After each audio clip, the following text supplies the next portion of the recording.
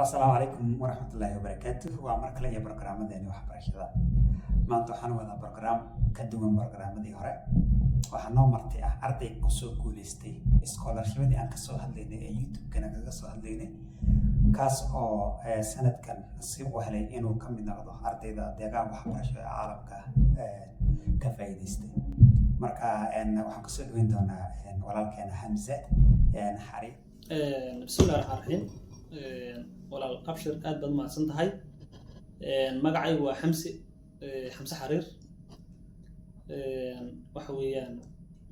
waxaan ka baxay jaamacadda Chichi University 2021 waxa weeyaan scholarship-kana 24 bilowgiisii yaan miday طبعا waxaan ka mid ahay dhalinyarta deegaanka Soomaalida gaar ahaan maamulka magaalada Qabarbeex runtii fursadaha noocan hadda way jiraan oo fursadahan waxa weeyaan waa fursado u furan dhalinyarta aan ku weydiiyo su'aasha xigta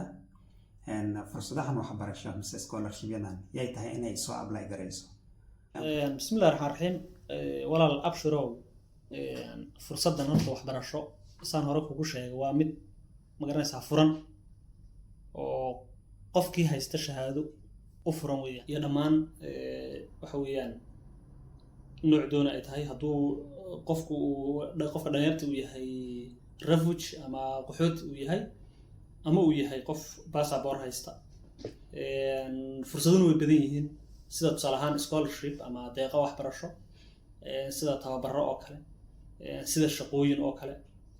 fursado noocaas oo u furan dhalinyarta ee jirta aad ma santahay adigoo naga faa'iideynayo khibradaada mise way aragnimadaada scholarship-ka maadaama uu yaraan dhowr sano soo apply gareynaysa 12 jeer oo kala duwan fursado kala duwan soo apply gareysay waa maxay su'aalaha ugu badan mise shuruudaha ugu badan ee ardayda la weydiinayo dhanka kale scholarship-yadu ma ismid baa mise way kala duwan yihiin marka la fiiriyo type-ka mise noocyadooda markaan ka hadlayno anigu waxaan isku dayay tiraba intaan ogahay 12 jeer macnaha 12 jeer kolkan ku leeyahay sanadkii waxa laga yaabaa in aan apply gareeyo 5 scholarship ama 3 bilood ama 5 bilood aan buuxiyo 3 scholarship aan 3 scholarship baan sugaya kaliya waa inaad submit gareyso application-ka aad submit gareysay ee ma garanaysaa waxaad kala kulmaysaa waa laba waa inaad ama lagu yiraahdo waxaan ugu casuunay interview ama waxa laga baahan yahay ama boorreer reject lagu dhaahdo oo waan ka xunaay lagu dhaahdo marka maadaama saas tahay aniga 12 jeer yahay dabcan marka aad apply garanayso scholarship-ka waxa weeyaan intaas oo candidate way badan yihiin dadka apply garanaya codsadayaasha aad u tiro badan yihiin baa laga yaabaa waxa laga yaabaa grade-ka in laga fiican yahay waxa laga yaabaa CV-ga in laga wanaagsanaado waxa laga yaabaa application letter-ka in laga wanaagsanaado waxaas oo dhan in laga wanaagsanaado dhici karta qadarkiina wuu jira oo waxa weeyaan qofka bini'aadanka waxa laga yaabaa aad leedahay malaha khayr baa kugu jira iyo ilaahay kaaga aqoon badan yahay oo uu og yahay isagoo inuu waxaas uu ku wanaagsaneyn marka waxa way khibradda ku noqonaysaa waxaad oranaysaa doorkii hore wixii talo iga khaldana muxuu ahaa maxaan khalday ma CV-gu ahaa ma application letter-ku ahaa waxa weeyaan halkay waad isweydiinaysaa kadib way kuu fududaanaysaa even waxa kuu fududaanaysa xilliga aad application-ka ma garanaysaa aad macnaha aad buuxinayso deeqda waxbarasho waxa kuu fududaanaysaa inaadan waqti badan una kaaga lumin oo marka hore wixii waad baratay oo khibrad baad u leedahay khibraddaas wax kaa caawinaysa in wixii uu kuu dhib yaraado inaad durba aad apply garayso in sidoo kale aad meesha xogta aad ka helayso xogta oo iyaduna hubka kaliya ee qofka bini'aadanka uu hore ugu socon karayo aad ma santahay anigoo ka faa'iideysanayno khibradaada mise way aragnimadaada scholarship-ka dhowr sano maadaama soo apply gareysay waa maxay su'aalaha mise shuruudaha ugu badan ee scholarship-yadu ay weydiiyaan dadka soo codsanaya mise ardayda soo codsanaysa la weydiinayo walaal abshirow kulli shuruudaha scholarship-yadu way kala duwan yihiin qaarkood baa kugu xidhaya warqadii TOEFL ama IELTS kugu xidhaya oo shuruudaha scholarship-yadu way kala duwan yihiin marka maadaama ay kala duwan yihiin qaar baa English proficiency ama inaad Ingiriis wax ku soo baratay ka rabaya oo magarasa ka odhanaya jaamacaddii aad soo dhigatay inaad ingiriis wax kusoo baratay warqad caddayna kasoo qoro dabcan markaad apply garanaysa scholarship badan way kala duwan yihiin mid waxa weeyaan jaamacaddina goonidooda apply garanaysa qolada fandiga bixinaysa dee macnaha fandiga tusaale ahaan haddaan tusaale kasoo qaado oo kale dad oo kale dad waa mashruuca qoladii bixinaysa macnaha fursadda qoladii dhalinyarta ay bahasha macnaha qofkan fan hadday noqoto tigidhkiisii iyo wixiisii iyo pocket moneygiisii ama lacagtii yaraydeeda la siinay waa gooni jaamacaddina waa gooni marka kolkaad aad magaraysa aad hesho qolada mashruuca bixinaysa tusaale macnaha tusaale unbaa kasoo qaadna daadhka jaamacadda haddana aad raadsan jaamacadda aad apply garayn acceptance-ga markaad kasoo qaadato jaamacadda iyagiiba toos aad u diraysaa email aad ugu diraysaa kadib wixii kale ee process aad galaysaa mid kalena way jirtaa ta kalena waxa weeyaan waa toos in jaamacaddii aad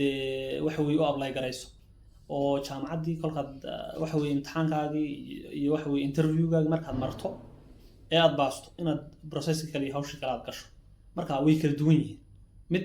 waxa weeye fundigii yaad gooni u apply garayn midna jaamacadda toos u apply garayn marka waxa weeye midda labaad kolkaad apply garanayso scholarship-ada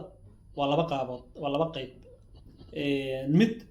email baad ku diri oo email caadi aad u diraysaa documentgaagii CV-gaagii application letterkii wixii oo dhan toos baad u diraysaa midna waxa weeyaan portal ama login baad ka dhex samaysani sida jaamacadda ama cidda fandiga bixinaysa marka intaas ku kala duwan waxoogaa kan waxa yar dhib badan kan portalka ama aad ka dhex samaysanayso platformka ama jaamacaddii ama cidda fandiga bixinaysa aad ka dhex samaysanayso unba waxoogaa yar ma garanaysaa qof inay yar dhibta laga yaabaa in yare laakiin wax dhib badan haddii qofku uu isku yardayo oo wax raaraadiyo muhiimad waxa weeye waa juhdiga iyo waxa weeyaan isku dayga tijaabada qofkuna waxaan hadduunan tijaabinin khatarteedana ma ogaan karayo faa'iidadeedana ma ogaan karayo muhiimadda waxa weeyaan waa inaad ilaahay tala saarato waxa weeye rajo wanaagsan aad naftaada u sheegto waxa weeyaan aanad horey uga socoto aad baad mahadsantahay Hamza haddii aan ku weydiiyo su-aasha xigta si aad nooga faa'iidaysid khibradaada arday badan mise dhalinyaro badan oo Soomaaliyeed bana soo weydiinaysa oo kuwaas oo soo daawaday YouTube-keena amkan oo maxaad kula talin lahayd maalmuhu way badan yihiin waxa weeyaan filashada ilaahay ka qabtay oo mar walbana waa inay wanaagsanaato oo waxaad ilaahay ka rabto mar walba waxa weeyaan waa in uu noqdaa waxa weeye waxaad waddo sax aad marayso oo aad ilaahay tala saarato qof dhalinyaro tahay ilaahay inaad tala saarato rajo wanaagsan aad waxa weeye ku noolaato waxa weeye xadhigiisa aad qabsato meel walba aad joogto waad mahadsantahay Hamza sida hore usoo sheegtay program badan oo mise barnaamijyo badan ayaa jiro caalamka fursado dhalinteena Soomaaliyeed ay ka faa'iideysan karto sida scholarship-yada fellowship-yada training-ka caalamka waxaa jira marka fursado aad u ballaaran waxaan isku dayaynaa insha Allah fursad kasta oo dhalinta Soomaaliyeed ay ka faa'iideysan karaan aqoontooda iyo khibradoodana kor ugu soo qaadi karaan especially mise gaar ahaan scholarship-yada ayaan kusoo gudbin doonaa YouTube-keena Hamza aad baad u mahadsantahay barnaamijkeena sida wanaagsan aad u sharxay maanta